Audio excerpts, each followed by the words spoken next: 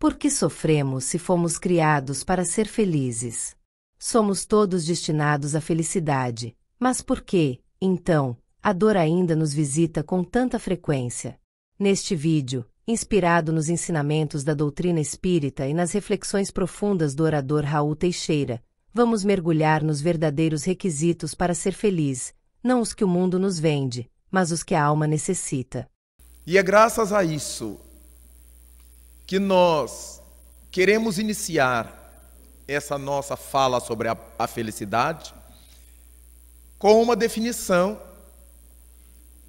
que nós retiramos do dicionário de psicologia, para que nós possamos, a partir daí, trabalharmos a ideia de felicidade.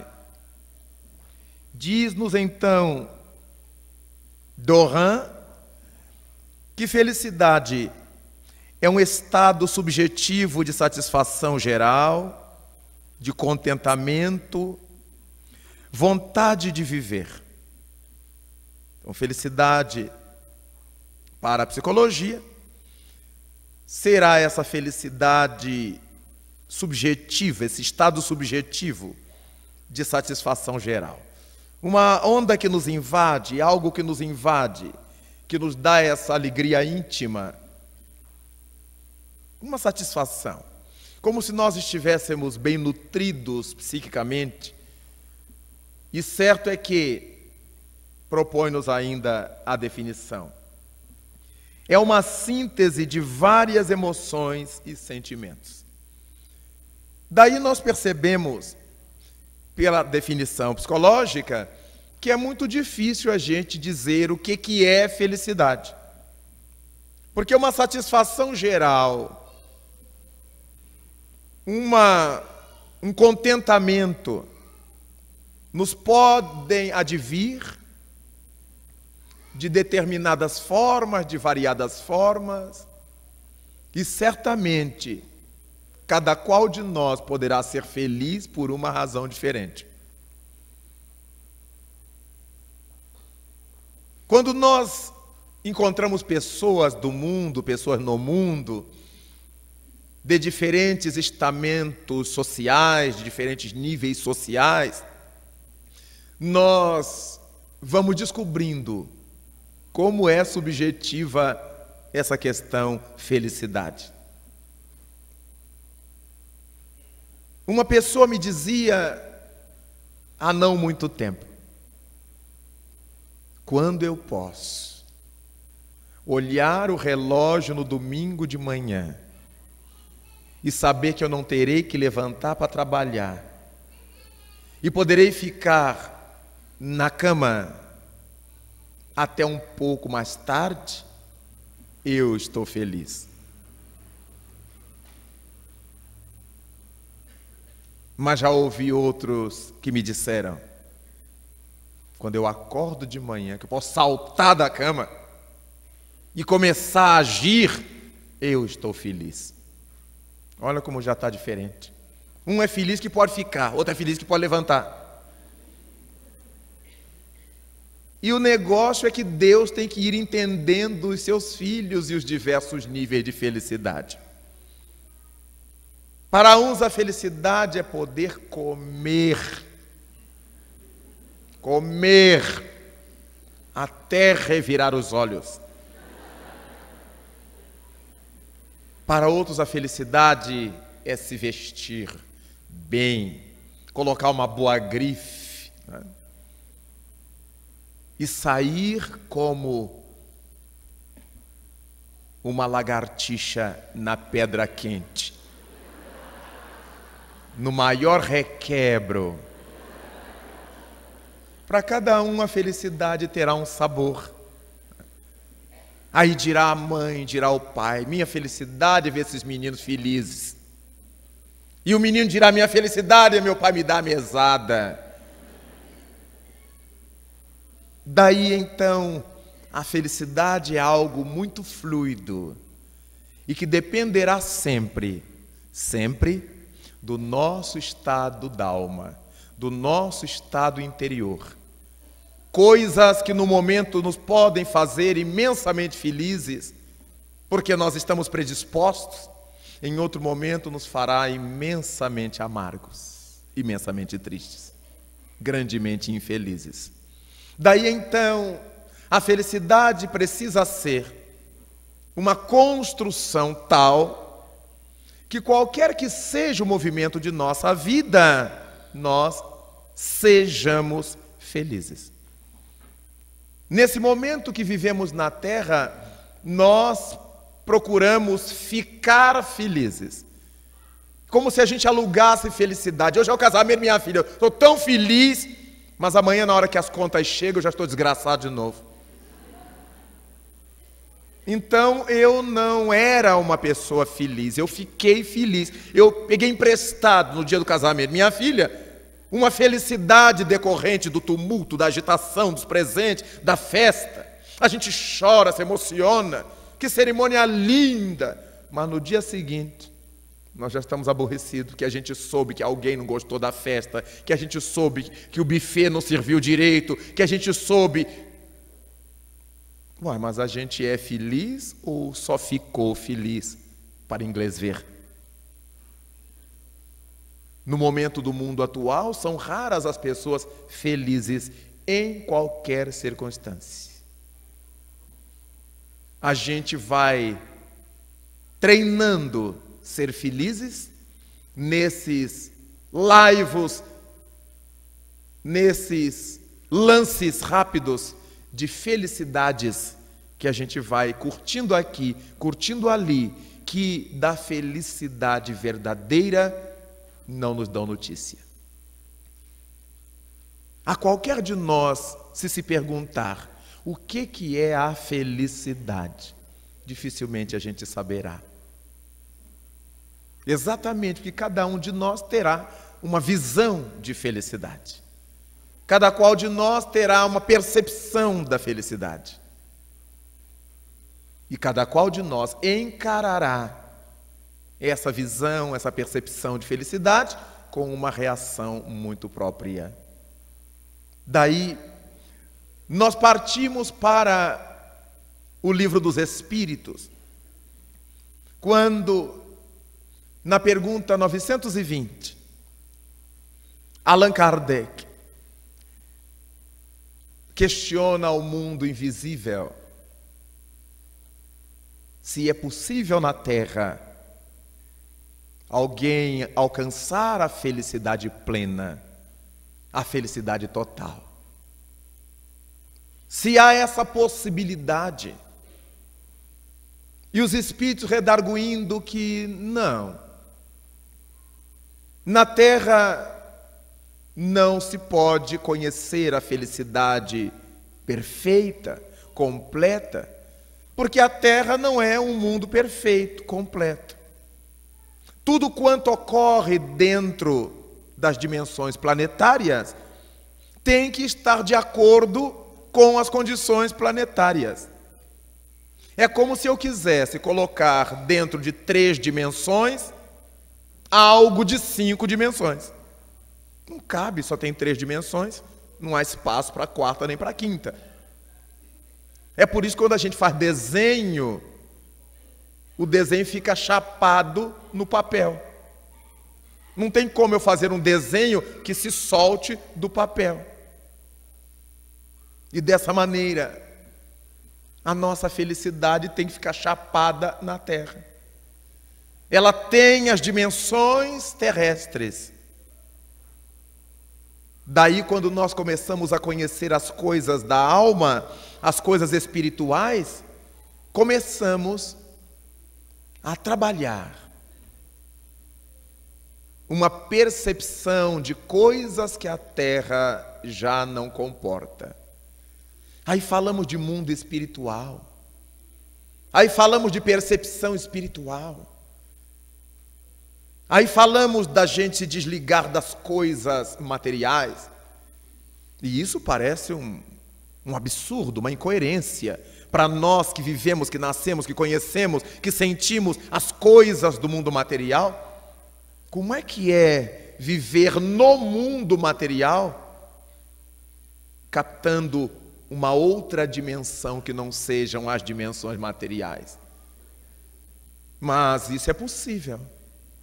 Foi isso que Jesus Cristo nos recomendou.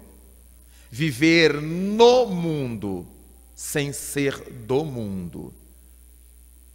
Fazer do mundo nosso material didático para alcançarmos outras dimensões.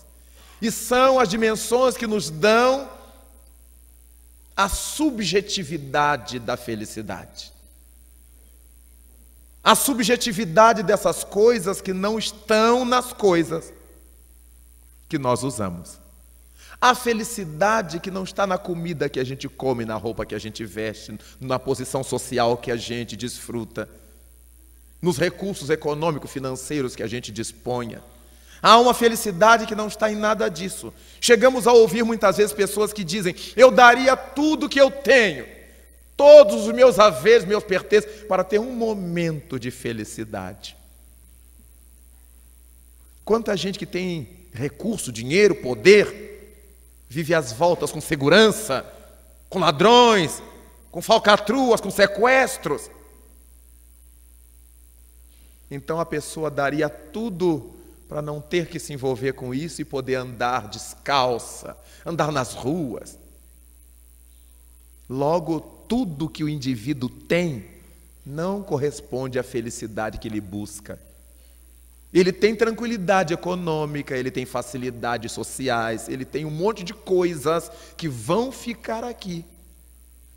Mas essa felicidade que se busca é algo que nós carregamos conosco onde quer que vamos. Um dia,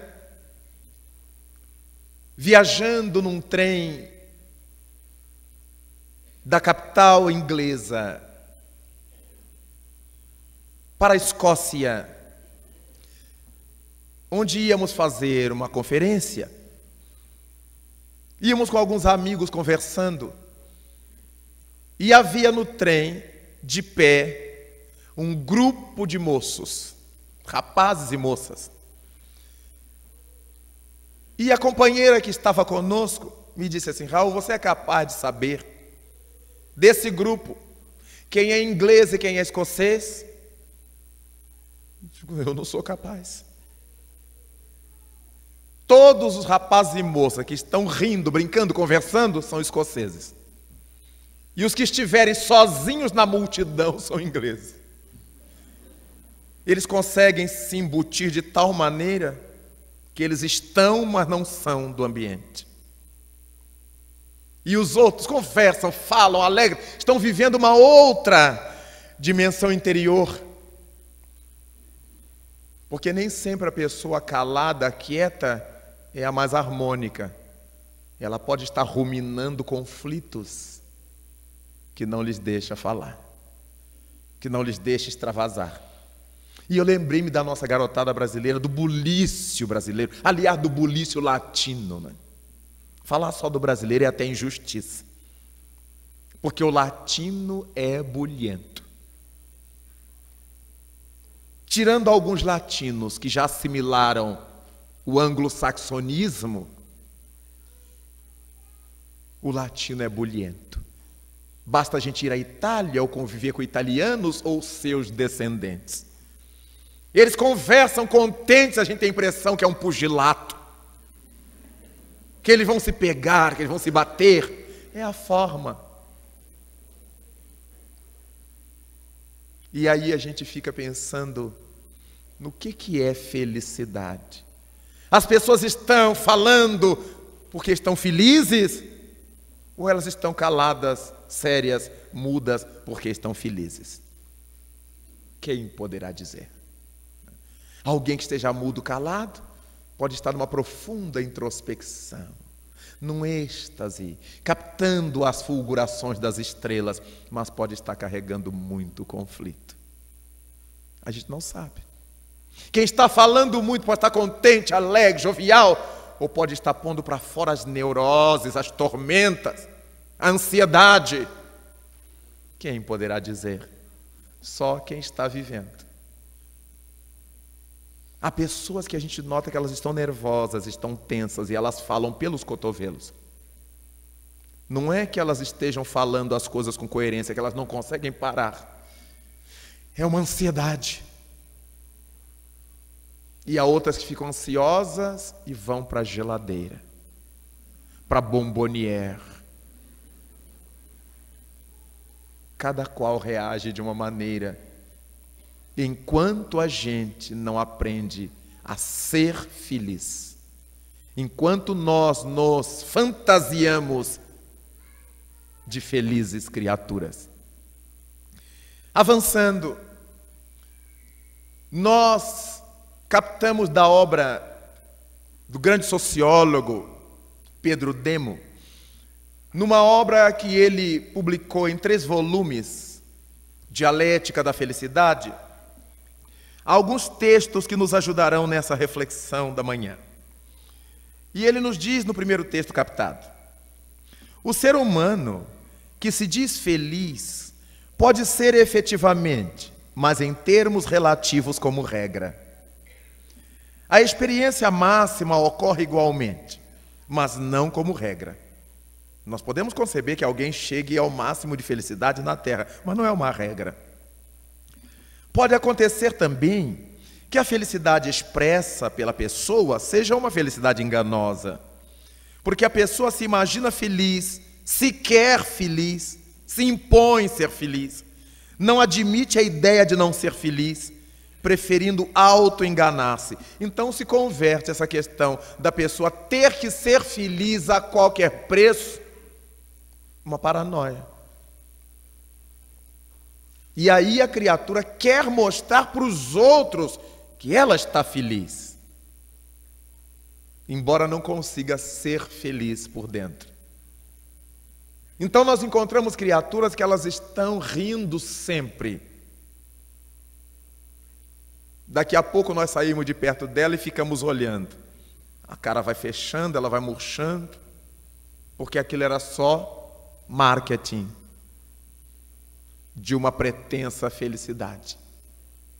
Era só propaganda de uma coisa que ainda não existe de fato. Quantas vezes a criatura se pinta, se arruma, se ajeita, porque ela tem que mostrar que é feliz. E outras que fazem questão de dizer: eu sou muito feliz, eu sou feliz, graças a Deus. Mas porque ela quer, porque ela diz, mas ela não sente verdadeiramente felicidade na alma. Passou na rua ali, essa que é muito feliz, e alguém lhe trancou o carro, lhe fechou, e ela destampa um punhado de felicidades íntimas, de chocar qualquer ouvido. A pessoa que está feliz, ela é assim. Ela destampa o seu compartimento ídico, ela abre as portas do seu id, freudianamente considerado, onde estão ali todos os pertences não usados, recalcados, empoeirados, e põe aquilo para fora, cobras e lagartos. Mas passou aquele surto: eu sou muito feliz, eu sou assim, eu sou muito franco, mas eu não guardo raiva de ninguém. Não guarda, já põe para fora a raiva toda. E elas vão imaginando que são pessoas felizes, porque realmente a gente não sabe ainda o que é ser feliz. Nós ficamos imaginando poder andar na chuva sem se gripar, correr na chuva numa tarde quente e que dá aquela chuvada de verão, e a gente correr na chuva, colocar os pés nas poças d'água como os meninos. Que coisa mais gostosa! E correr junto com as nossas crianças e rolar no gramado, como os enamorados gostam de fazer. Coisas simples, não custam nada, e que nos dão uma estesia. Abraçar um amigo, apertá-lo, Acarinhar alguém ou receber de alguém uma carícia quando se ama? Não tem preço. Aquela pessoa que se sente assim jogada fora, ninguém me ama, ninguém me quer, e de repente passa na rua e um galã lhe dá aquela piscada, a pessoa endoida, sobe as paredes, né? Né? Felicidade não tem preço. Dizia minha velha avó, há sempre um chinelo velho para um pé doente. Aquela criatura que imaginava, não, só na outra encarnação que alguém vai gostar de mim. Aí recebe uma carta, um bilhete. A gente pode marcar um jantar. A gente nem marca, a gente vai, né? Que é uma coisa que nos surpreende, dizer, puxa, tinha alguém me olhando. Há felicidades tão curiosas. Como nos diz o Evangelho segundo o Espiritismo, há também a felicidade dos brutos. Aquele que se sente bem prejudicando alguém. As vitórias de pirro. Aqueles que mentem, que caluniam e ficam olhando o resultado. A suposta infelicidade da pessoa caluniada, as lágrimas da pessoa agredida, e tira aquele prazer mórbido. Aqui chamam feliz. Agora eu estou feliz, ele pagou o que devia.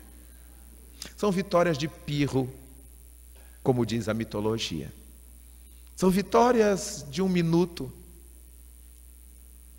Porque a criatura que não deve, pode até sofrer diante de uma calúnia, de uma investida maldosa, mas daqui a pouco se levanta, está bem de novo, e o maldoso continua infeliz. Allan Kardec perguntou aos espíritos, conforme achamos no Livro dos Espíritos, por que é que determinadas entidades procuram nos perturbar, nos induzir ao mal, nos infelicitar? E os espíritos responderam-lhe que é por inveja, por esses espíritos não poderem admitir que haja pessoas mais felizes do que eles. Tal na terra, tal no além. O sentimento persiste. Mas o detalhe é que quem sofre resgata o que deve, mas quem faz sofrer continua devendo. Então, se pode ser feliz quando se sofre? Sim. Isso vamos ver mais à frente. Avancemos. No próximo texto, nós temos: felicidade absoluta é pura paranoia ou truque da autoajuda para apanhar os incautos. Na realidade histórica, nossos sonhos se realizam historicamente, ou seja, dentro das circunstâncias dadas e dentro de nossa capacidade de intervenção, ambas intrinsecamente limitadas. Tanto as circunstâncias dadas quanto a nossa capacidade de intervenção têm limites. Saber arrancar da história tudo o que ela pode dar é a experiência máxima, enquanto a cotidiana é saber arrancar o possível. Partindo da constatação primordial da nossa limitação, partindo do fato de que somos limitados, será necessário sempre arquitetar nosso projeto de felicidade em confronto com tais limites. Ignorá-los, ignorar esses limites, é limitarmos-nos ainda mais. Ora, é aquela questão afirmada por Paulo de Tarso: aprendi a conformar-me com o que tenho. Mas não é essa conformação patológica da acomodação, do cruzar os braços. É a conformação de saber que as coisas têm que obedecer a uma temporalidade. Nós vemos às vezes um comerciante que abre uma loja, que abre um comércio qualquer, e ele quer recuperar tudo que gastou no primeiro mês de funcionamento da loja. Então ele exorbita, ele cobra alto, aí o público foge da loja e ele fica com a dívida pendente por mais tempo. Se ele fizesse um planejamento de repor seus gastos, de ter lucros menores, mas permanentes, rápido ele conseguiria o intento, mantendo e aumentando a clientela ou a freguesia.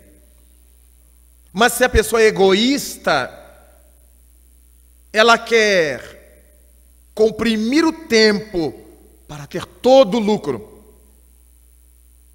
que só se deverá ter ao longo do tempo. Dessa maneira, nós temos que temporalizar nossa felicidade. Aí, no caso que eu estou citando, uma felicidade econômica, financeira, uma tranquilidade econômico-financeira. Eu não posso querer receber tudo agora. Quando nós estamos vivenciando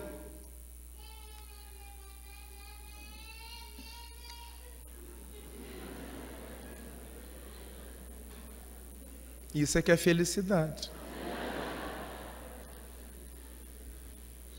Quando nós estamos vivenciando com uma pessoa que a gente quer conquistar como amigo, conquistar como amor conjugal, como afeto passional, que a gente quer conquistar. E isto tem um tempo. Ninguém encontra outra pessoa, eu te amo, eu te adoro. Tá doida. A gente vai convivendo, a gente vai se acercando, a gente vai conhecendo, a gente vai se aproximando, a gente vai ao cinema junto, a gente vai jantar junto, a gente vai passear junto, a gente bate papo, a gente conhece as ideias. E a construção do bem-querer é temporalizada. Ninguém tem um bem-querer na fila do banco. Olhei para o sujeito, olhei para... eu quero você. Não é um doce na vitrine, que eu digo, eu quero aquele ali, aquele maiorzinho ali, aquele pão moreninho ali. Não é. As pessoas têm seu movimento interno, têm suas expectativas. E ao longo de um determinado tempo, nós vamos percebendo se é aquilo que a gente está buscando, se é aquela criatura que a gente está buscando. E ela com relação a nós. E nem sempre isso se casa, porque eu posso descobrir que é essa pessoa que eu quero para a minha vida, mas ela convivendo comigo diz, mas não é esse que eu quero para a minha. Eu posso dizer assim, é uma pessoa assim que eu queria como amiga, mas a pessoa nos olha assim, não, mas não é esse que eu queria como amigo. Porque essa construção entre duas pessoas tem que depender das duas pessoas. Já se foi o tempo que uma gostava, a outra tinha que ceder. Não, minha filha, você é prometida desde que você nasceu, você já é prometida dele.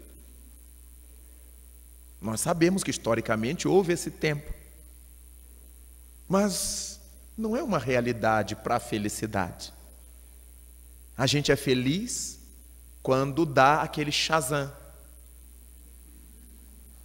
A garotada tem uma forma de dizer muito bonita, é uma questão de química, é um problema de pele. Como isso faz sentido? É uma química, mas é uma psicoquímica. É mais uma alquimia, porque é algo tão inefável que não tem explicações verbais, que não tem explicações matemáticas. E muitas vezes não tem explicações psicológicas. São coisas subjetivas ao extremo. Aí a gente encontra no campo da afetividade moças lindas, verdadeiras divas, casadas com cada tronco de árvore. Que a gente diz assim, mas o que aconteceu, gente? Será que a pobrezinha é cega? Mas achamos verdadeiros Adonis, deuses, casados com cada pé de mesa, com cada trem. Uma amiga me perguntou, ela não é espírita, é minha amiga da universidade, disse assim, Raul, e fez menção a um casal da mídia, que ele é tudo de bom e ela nem tanto. E a colega me dizia, a amiga me dizia, Raul, você que é espírita, me explica uma coisa. Não foi macumba, não? Tipo, como é que eu vou saber? Porque uma mulher dessa ter conseguido um rapaz desse, que tem idade de ser filho dela, deve ter sido macumba. Eu digo, dá boa. Tá boa. Porque há casos, e há casos.